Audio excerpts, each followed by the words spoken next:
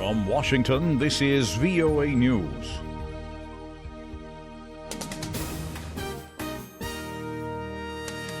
I'm Jonathan Jones reporting. This developing story at this hour, the North Korean dictator Kim Jong Un is eager to meet with President Trump for talks as soon as possible and says he is committed to refrain from nuclear and missile tests. The stunning and historic announcement was made outside the White House Thursday night by South Korea's National Security Advisor Chung Eui-yong. Chung said Trump would like to meet with Kim by May. Chung also announced U.S. South Korean military exercises near the Korean Peninsula will take place in April as planned, and that Kim understands such exercises are necessary. Chung was in Washington Thursday to talk with American officials about his talks with Kim this week in Pyongyang. President Trump has signed new tariffs of 25% for steel imports and 10% for aluminum imports. And we want a lot of steel coming into our country, but we want it to be fair, and we want our workers to be protected, and we want, frankly, our companies to be protected.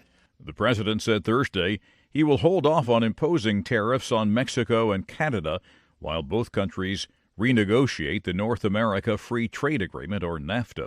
He also said there will be ways that other nations can avoid the tariffs. Some opponents of the tariffs see them as undermining the rules-based global trading system, and they believe using national security designed as protectionism will encourage other countries to resort to the same premise to protect their domestic markets. This is VOA News. There's no official finger-pointing, but Russia has been implicated in the poisoning of a former Russian spy and his daughter in Britain on Sunday. British Home Secretary Amber Rudd. The investigation is moving at pace, and this government will act without hesitation as the facts become clearer. As my right honourable friend, the Foreign Secretary, made clear on Tuesday, we will respond in a robust and appropriate manner once we ascertain who was responsible. Investigators say it was a nerve agent that hospitalized Sergei Skripal, his daughter Yulia, and a responding officer. The poisoning is threatening a full-scale security and diplomatic crisis for Britain, with lawmakers demanding the government launch an investigation into more than a dozen recent suspicious deaths in Britain, all potentially tied to Russian intelligence services. Russia's foreign minister has signed economic agreements in Zimbabwe, one of 5 stops on a tour of Africa. Sergei Lavrov's trip coincides with Secretary of State Rex Tillerson's first visit to the continent. Analysts see a common backdrop, the global power struggle between the U.S., China, and Russia playing out in Africa. VOA's Anita Powell reports from Johannesburg. The stated aim of Russian Foreign Minister Sergei Lavrov's trip to old ally Zimbabwe was to reaffirm relations and to ink deals that the Kremlin says will cement bilateral ties.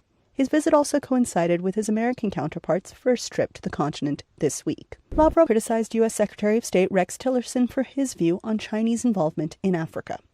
In a speech before his departure, Tillerson accused China of encouraging dependency in Africa. Anita Powell, VOA News, Johannesburg. And this developing story at the top of our newscast, the North Korean dictator Kim Jong Un is eager to meet with President Trump for talks as soon as possible and says he is committed to refrain from the North conducting any further nuclear and missile tests.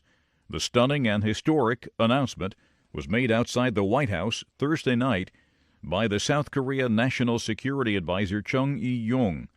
Chung said Trump would like to meet with Kim by May. He also announced that U.S. South Korean military exercises near the Korean Peninsula will take place in April as planned, and that Kim understands that such exercises are necessary.